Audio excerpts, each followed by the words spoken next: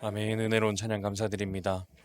선한 목자 되시는 우리 주님께서 이곳에 임재하셔서 우리 예배를 받으시고 우리 각 사람에게 크신 은혜로 채우실 줄로 믿습니다. 오늘 우리가 함께 나누는 하나님 말씀은 출애굽기 1장의 말씀입니다. 비록 하나님의 뜻을 다 알 수 없어도 라는 제목으로 함께 하나님 말씀 나눌 텐데요. 하나님의 크신 은혜가 이곳 가운데 가득히 임하기를 예수님의 이름으로 축복합니다. 17세기 영국의 유명한 자유사상가인 앤소니 콜린스라고 하는 사람의 일화를 먼저 소개해드리겠습니다. 그는 여느 때와 같이 예배를 드리기 위해서 교회로 향하는 길이었습니다. 그는 교회로 가던 중에 한 가난한 일꾼 한 사람을 만나게 됩니다. 그리고 그는 친절한 모습으로 다가가 어디 가시는 길입니까? 라고 질문을 했습니다. 그러자 일꾼이 예 선생님 교회 가는 길이었습니다 라고 답변을 하는 겁니다. 마침 목적지가 같았던 둘은 동행을 하기로 했습니다. 그리고 콜린스는 일꾼을 일부러 당황시키게 하기 위해서 이런 질문을 던졌습니다. 당신의 하나님은 크신 분입니까? 아니면 작은 분이십니까? 라고 질문했습니다. 콜린스는 종종 이와 같은 질문을 던져서 상대방이 당황해하는 모습을 보는 것을 즐겼다고 합니다. 그러나 이 일꾼은 당황하기는커녕 잠시 자리에 멈춰서서 고민하기 시작하는 겁니다. 그리고 이렇게 대답을 했죠. 하나님은 너무나도 크신 분입니다. 때문에 넓은 들판도 끝없는 바다도 높은 산조차도 하나님을 모두 품을 수 없습니다. 그러나 하나님은 매우 작은 분이시기도 합니다. 제 마음에 머무를 수 있을 만큼요 라고 답변했습니다. 콜린스가 되려 당황을 했습니다. 그리고 일꾼의 말에 그가 얼마나 하나님 앞에 겸손한 사람인지, 그리고 그의 신앙이 얼마나 깊은지를 이 짧은 고백을 통해 느낄 수가 있었던 겁니다. 콜린스는 예배를 마치고 돌아와서 집에 자기의 일기를 작성을 하며 이렇게 일기를 마무리했다고 합니다. 하나님은 천지 만물을 창조하신 능력의 창조주시오, 무력하기 그지없는 나를 살피시고 인도하시는 사랑의 하나님이십니다 라고 일기를 마쳤습니다. 일꾼의 고백처럼 하나님은 크신 분이셔서 모든 인생들을 계획하시고 그리고 인도하고 계십니다. 또한 작은 분이셔서 우리 연약한 삶에 임재하시고 우리와 함께 하시는 분이시기도 하십니다. 지금도 하나님은 우리와 함께 하시며 하나님의 거룩한 뜻으로 우리를 인도해 나가고 계십니다. 하나님이 우리를 인도하시지만 때때로 우리 마음에 의심이 들 때도 있습니다. 하나님의 뜻을 알 수 없는 고난이 우리를 맞닥뜨렸을 때 우리는 하나님을 때때로 신뢰하지 못할 때가 있고요. 또한 하나님이 침묵으로 일관하실 때 우리의 마음속에서는 하나님을 신뢰하는 마음보다 두려움과 답답함과 어려움이 찾아올 때도 있습니다. 뜻을 알 수 없는 하나님의 계획을 만날 때 우리가 어떻게 해야 될지, 그리고 어떻게 하면 좋을지 오늘 나누는 말씀을 통해 그 해답을 발견하는 시간 되었으면 좋겠습니다. 오늘 본문은 이렇게 시작하고 있습니다. 8절에 요셉을 알지 못하는 새 왕이 일어나 애굽을 다스리더니 하며 시작을 합니다. 먼저 등장하는 요셉은 두 가지 면에서 굉장히 중요한 인물임을 우리는 알 수 있습니다. 첫째는 애굽의 재앙을 면하게 해준 국가적인 영웅이었습니다. 그리고 둘째는 가정의 시기와 질투로 얼룩진 과오를 끊어버리고 굶주림으로부터 구해내는 구원자의 역할을 하기도 했습니다. 따라서 요셉은 성경 속에 이야기 안에서 중요한 인물뿐만이 아니라 애굽의 일반 역사에서도 굉장히 중요한 인물이기도 합니다. 하나님께서는 이 8절을 통해 요셉을 부각시키고 동시에 요셉을 통해 번성하게 된 이스라엘 민족의 어떠한 큰 변화가 닥칠 것을 말씀하고 계십니다. 먼저 요셉이 속한 이스라엘 민족을 둘러싸고 있는 외부적인 환경이 변해가기 시작을 합니다. 그것은 바로 새로운 왕이 즉위하게 된 것입니다. 당시 애굽에는 힉소스 왕조라고 하는 국건이 자리를 지키는 왕조가 있었습니다. 그러나 아모네라고 하는 군인 출신의 한 사람이 등장을 해서 왕위를 찬탈하게 되었습니다. 그리고 그는 새로운 왕조인 18왕조를 세워서 자신의 계보를 이어가게 됩니다. 지금 성경에 기록된 요셉을 알지 못하는 새로운 왕이 등극됐다라는 것은 힉소스 왕조가 무너지게 되고 새로운 아모네가 왕으로 즉위한 것을 이야기를 하고 있는 겁니다. 아모네 왕은 안정되게 왕위를 물려받은 사람이 아니라 반대 세력들이 너무나도 많았고 빠른 시간에 국정을 안정시켜야 되는 일까지도 필요했습니다. 그리고 무엇보다도 그는 요셉이 어떤 인물인지, 과거의 애굽에 어떠한 복을 가져다 준 인물인지 전혀 알지 못하는 인물이었습니다. 그런 그의 눈에 띈 하나의 민족이 있었는데요, 그 민족이 바로 이스라엘이었습니다. 아몬의 눈에 비친 이스라엘의 모습은 어땠을까요? 9절에 이렇게 기록이 되어 있습니다. 그가 그 백성에게 이르되 이 백성 이스라엘 자손이 우리보다 많고 강하도다 라고 기록합니다. 아몬의 눈에 비춰진 이스라엘은 그다지 호의적이진 않았습니다. 그들의 수는 많았고 강했다라고 기록하고 있죠. 이것은 이스라엘 민족의 수가 정말 애굽 전체 인구보다 많았고 군사적으로도 월등히 강했다, 이런 의미는 아닙니다. 아몬의 왕이 즉위한 당시에 통치권 안에 있는 사람, 즉 아몬의 친아모네파에 서 있는 사람의 수와 비교했을 때 이스라엘 민족이 훨씬 더 많았음을 의미하고 있는 것이고요. 그리고 이스라엘 민족이 단시간에 애굽인들과 같은 수준의 생활을 이루어낸 것을 강함의 표현으로 보고 있었던 것입니다. 여기서 역사를 주관하시는 하나님의 놀라운 일을 발견을 하게 됩니다.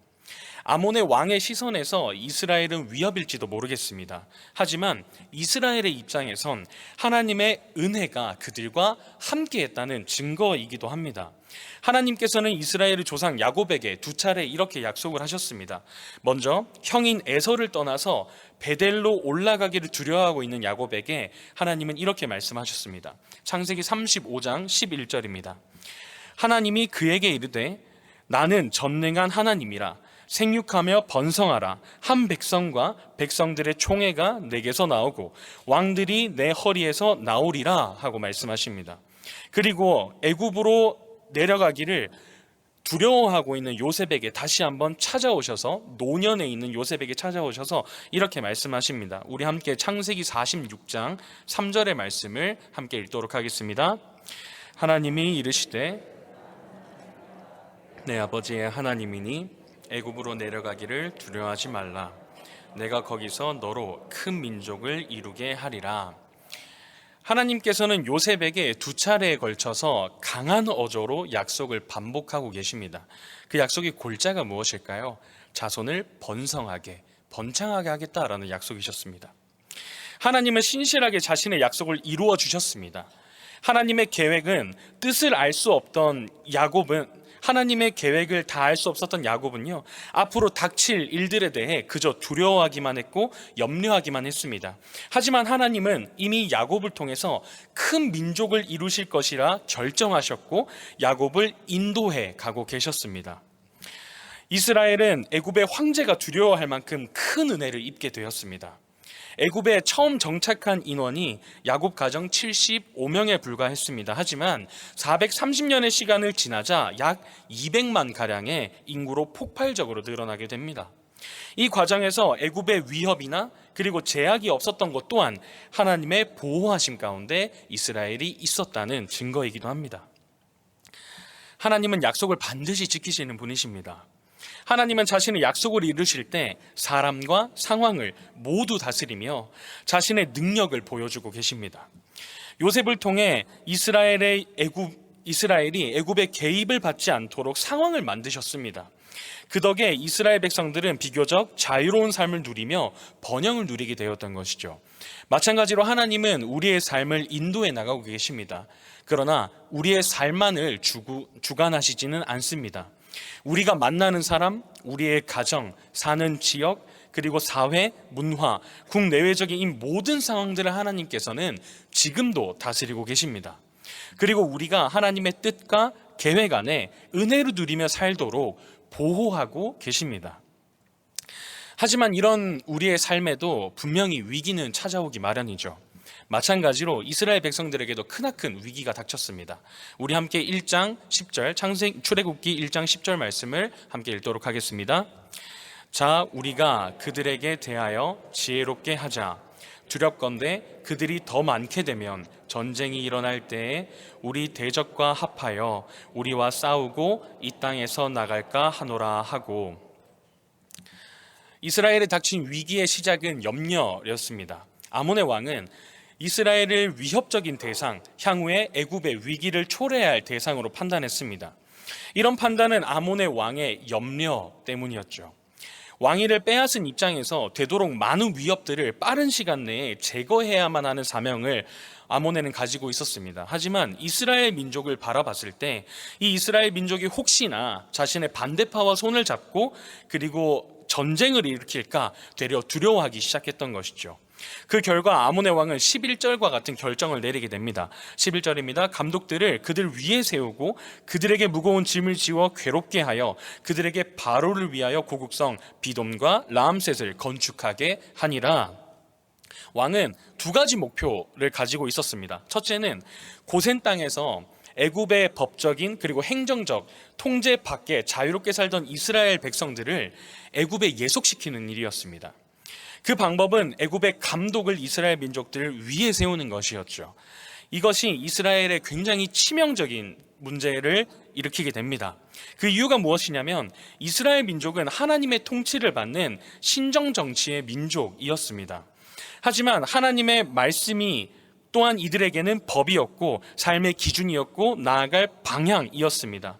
하지만 아몬의 왕의 이러한 일은 이스라엘 백성의 정체성을 앗아가는 일이었고 이스라엘 백성들이 지금껏 살아왔었던 이런 신앙적인 모습과는 정반대의 삶의 결과로 나타나게 되는 것이죠. 따라서 이스라엘의 애굽의 감독을 세운다는 것은 하나님의 통치에 애굽이 정면으로 도전하기 시작을 하는 것이고 하나님의 백성을 애굽 백성으로 빼앗아 오는 죄를 저지르는 결과를 낳았습니다. 따라서 이스라엘 민족들은 영적 그리고 민족적으로 애굽의 지배를 받기 시작하게 되는 겁니다. 그리고 두 번째 목표는 성을 쌓는 것이었습니다.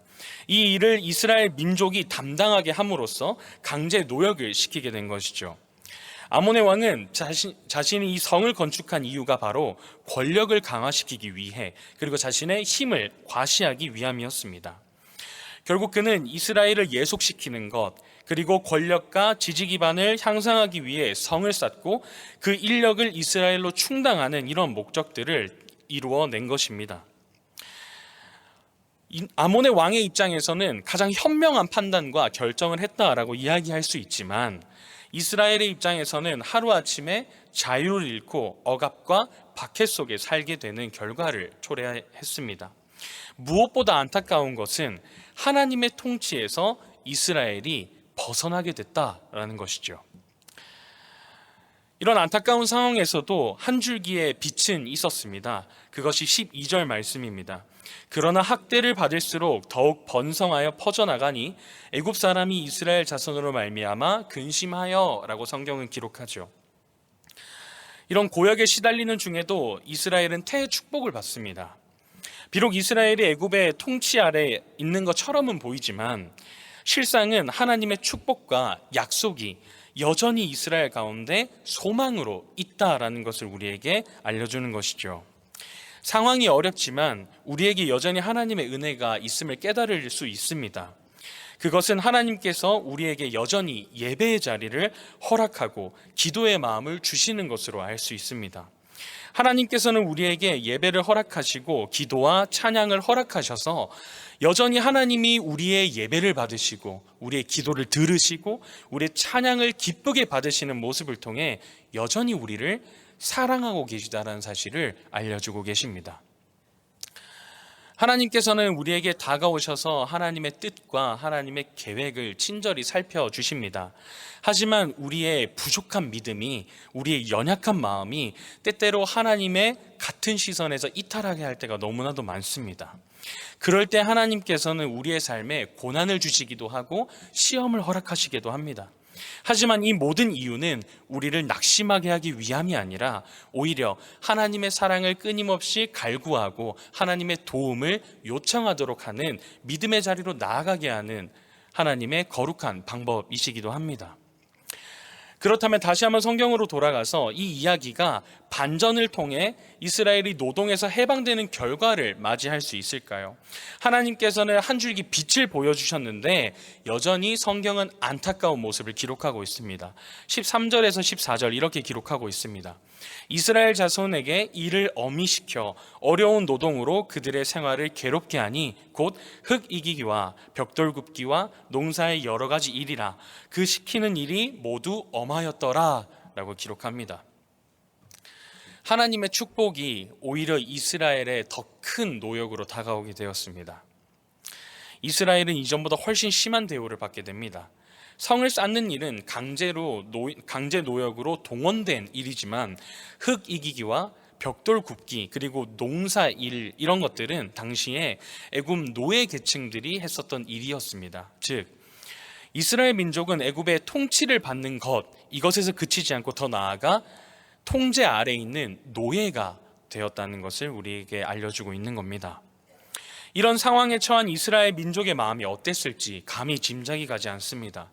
이스라엘 민족이라는 이유 하나만으로 이들은 자유를 상실하고 인간 이하의 취급을 받게 되었기 때문이죠.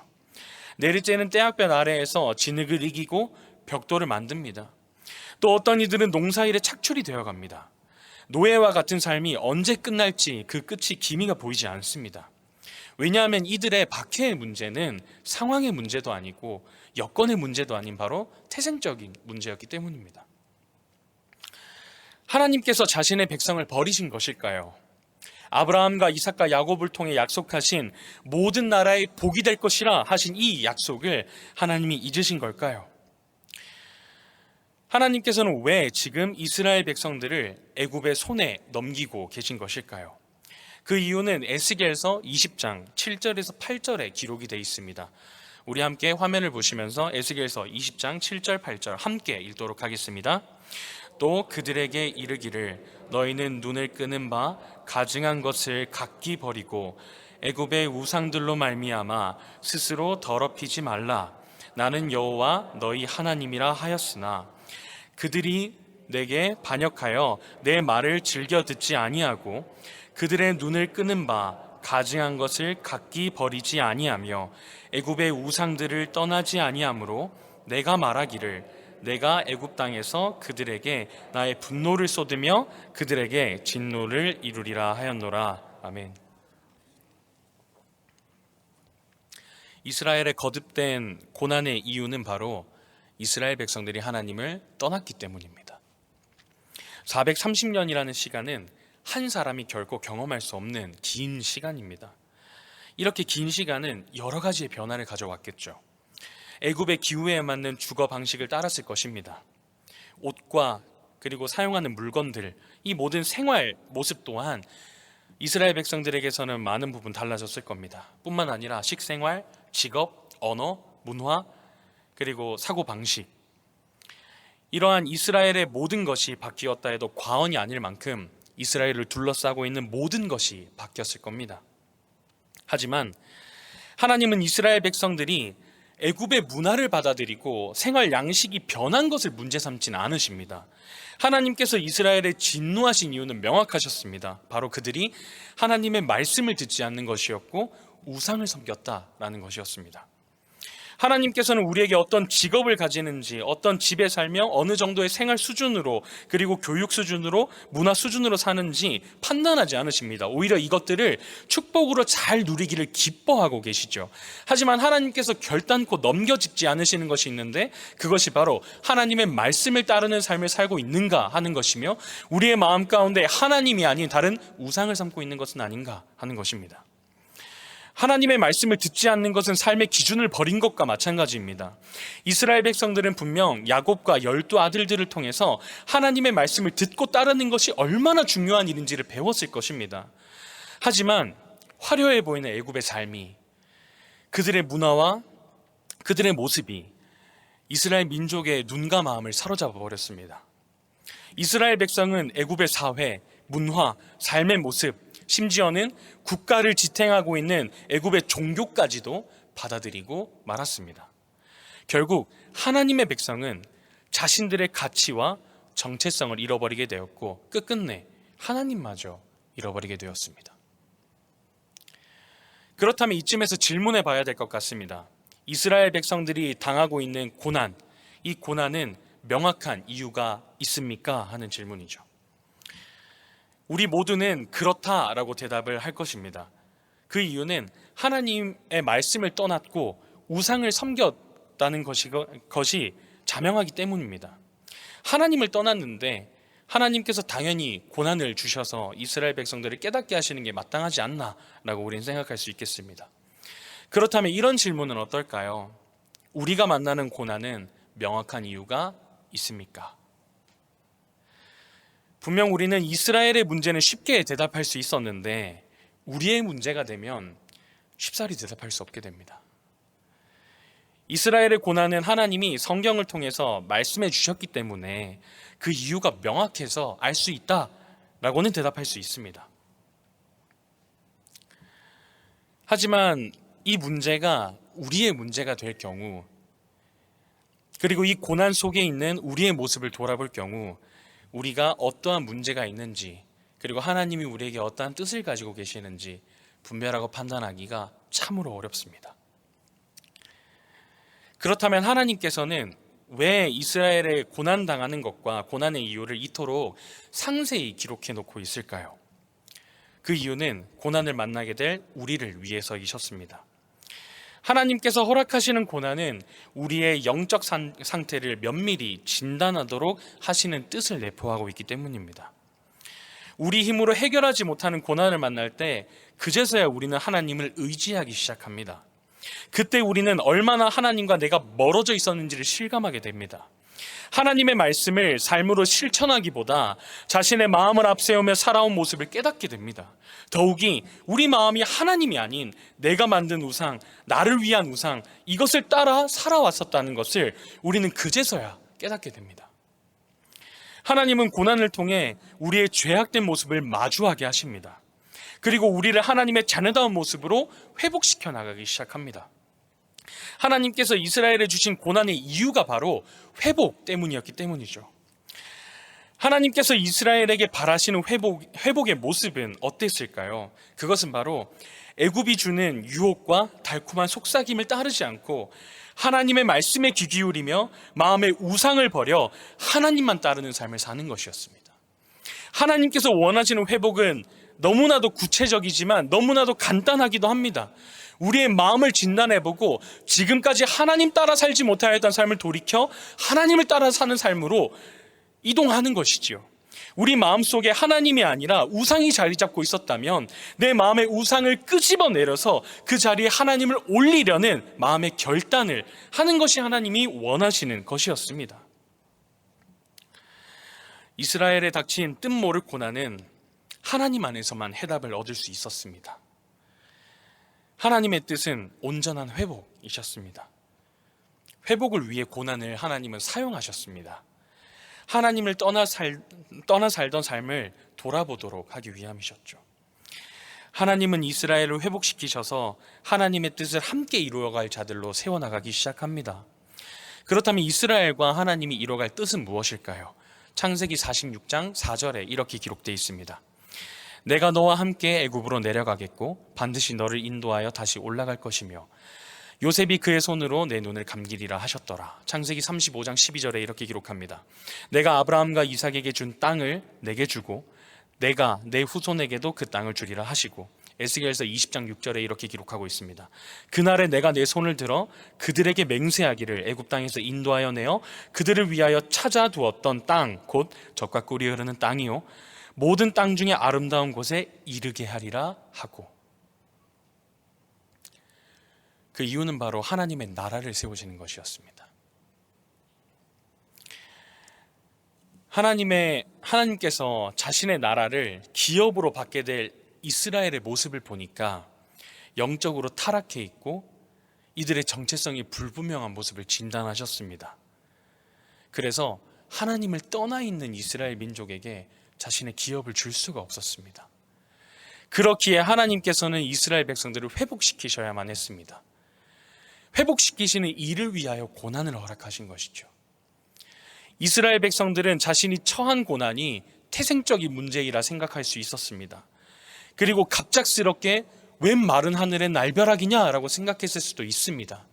하지만 그것은 이스라엘 백성들의 안목이었지, 하나님이 바라보시는 이스라엘의 상태와 문제는 그들의 상황도 아니었고 여건도 아니었고 그들의 태생의 문제도 아니었습니다. 그들의 영적인 문제였죠. 이 땅에서 우리가 뜻하지 않게 마주하는 고난과 유혹과 시험들이 있습니다. 우리 자신의 실수로 비롯된 문제일 수도 있습니다. 또는 억울한 누명을 써서 고난을 당할 때도 있죠. 또한 결핍의 문제, 마음의 문제일 수도 있습니다. 우리는 이런 문제들을 마주할 때면 굉장히 당황하게 됩니다. 그리고 하나님께 오히려 우리의 물음을 토하게 되죠. 그럴 때 우리가 해야 되는 것은 문제를 해결하기 위해 갖은 노력을 하는 것도 아니고 좋은 사람을 찾아가서 이 문제를 해결해달라 요청하는 것도 아니라 잠시 우리가 가던 길을 멈춰서서 눈을 들어 하나님을 바라보는 것입니다. 하나님의 길인 줄 알았지만 어느새 내 욕심과 이기적인 마음이 낳은 우상의 길을 따르고 있었는지는 않았는지, 나의 부족함과 연약함이 하나님의 길에서 벗어나게 만들진 않았는지 잠시 가던 길을 멈춰서서 점검해 봐야 하는 것입니다. 하나님께서는 고난을 이러한 목적을 이루기 위해 주셨습니다. 바삐 움직이는 우리의 일상 가운데 하나님 바라보지 못했던 삶을 잠시 우리를 멈추게 하셔서 돌이켜보게 하는 것을요. 그리고 우리 악함을 회개하고 고백하며 이 말씀을 의지하도록 합니다. 골로새서 1장 13절과 14절 말씀입니다. 제가 읽어드리겠습니다. 그가 우리를 흑암의 권세에서 건져내사 그의 사랑의 아들의 나라로 옮기셨으니 그 아들 안에서 우리가 속량 곧 죄사함을 얻었도다. 아멘. 우리는 이미 십자가에서 완성하신 하나님이 다스리는 세상을 살고 있습니다. 비록 우리는 여전히 미련하고 부족하죠. 하지만 우리를 사랑하셔서 자녀 삼아 주신 하나님의 크신 은혜로 말미암아 믿음을 가지고 오늘도 살아가고 있습니다. 뜻모를 괴로움에 아파하기를 그치고 하나님의 크신 계획을 신뢰하십시오. 기약 없는 아픔의 자리에서 벗어나 십자가에서 우리의 모든 고난을 대신 짊어져 주신 그리스도 안에 자유하시기를 바랍니다. 우리 문제를 하나님께 내어드리길 바라고 하나님께서 우리에게 원하시고 바라보시고 소망하시는 것이 무엇인지를 더듬어 깨달아 가시기를 축복합니다. 말씀을 정리하겠습니다. 오늘 이스라엘에 닥친 뜻모를 고난을 통하여 우리의 삶 속에 나타나는 마주하게 되는 수많은 고난들의 이유와 원인들을 점검해 보았습니다. 하나님께서 우리에게 고난을 허락하실 때에는 그 이유가 명확하십니다. 그것은 잠시 우리가 가던 길을 멈춰서서 이 자리를 점검해 보라 하시는 것입니다. 하나님께서 우리에게 고난을 주시는 것은 우리를 절망하게끔 하시려고 하시는 것이 아닙니다. 우리를 버리신 것도 아닙니다. 우리를 후회하게 만드시려고 하시는 것도 아닙니다. 하나님께서 우리에게 고난을 주시는 것은 하나님이 회복시키실 우리의 모습을 우리가 간직하고 있는지 점검해 보는 것이요, 지금까지 우리가 회복된 모습으로 살아가지 못하였다면 다시금 돌이켜 하나님의 길을 걸어가도록 하는 하나님의 따스하시고 사랑 넘치는 은혜가 담겨져 있음을 우리는 바라보아야 할 것입니다. 바라기는 우리가 살아가는 모든 순간 속에 또한 고난을 마주하게 될 때가 있을 겁니다. 유혹을 마주할 때도 있을 것이고 시험을 마주할 때도 있을 것입니다. 그럴 때마다 하나님을 향하여 우리의 삶을 후회하는 것이 아닌, 그리고 하나님을 향하여 왜 이러십니까? 불평하는 것이 아닌, 하나님, 이 고난을 주신 이유가 나를 돌이켜보기 위한 하나님의 선물이셨군요 하는 성숙한 그리스도인의 마음과 모습이 되기를 축복합니다. 그렇게 하나님을 닮아가고 그리스도를 닮아가고 예수님이 지셨던 십자가의 길을 한 걸음 한 걸음 걸어가시는 저와 여러분들이 되었으면 좋겠습니다. 함께 기도하겠습니다. 사랑과 은혜가 많으신 아버지 하나님, 감사합니다. 하나님이 연약하고 미련한 우리의 삶을 통하여 하나님의 자녀와 기쁨 삼아주시고, 무엇 하나 하나님께서 우리를 바라보실 때 아름다운 모습 없사오나 우리를 통하여 십자가의 비밀을 세상 가운데 드러내시기를 기뻐하신 우리 주님의 크신 계획과 은혜와 사랑에 참으로 감사드립니다. 하나님, 지금도 여전히 우리는 자격이 없고 여전히 우리의 삶을 돌아볼 때에는 나를 위한 욕심과 그리고 세상의 자랑과 이생의 욕심만을 품고 살아가고 있는 우리의 모습을 발견합니다. 하지만 주님, 하나님께서 우리에게 원하시는 모습은 세상과 버타여 살아가는 시간 속에서 더욱 그리스도를 증거해내는 일이요, 하나님 살아계신 것을 우리의 삶으로 드러내는 것임을 하나님이 기뻐하신다 하셨사오니, 주님, 이제는 우리의 삶을 돌이켜 그리스도 닮아가게 하시고 하나님 사랑하게 하시고 하나님 사랑하는 회복된 사람으로 이 땅을 살아갈 수 있도록 하나님 은혜 더하여 주시옵소서. 우리가 만나는 모든 사람에게 복음의 전달자 될 수 있도록 하여 주시고, 가정에서나 직장에서나 어느 곳에서나 우리가 만나는 모든 사람들에게 하나님의 사랑을 증거하고 전하는 귀하고 성숙된 그리스도인이 될 수 있도록 하나님 은혜 더하여 주시옵소서. 사랑이 많으신 예수 그리스도의 이름으로 감사드리며 기도합니다.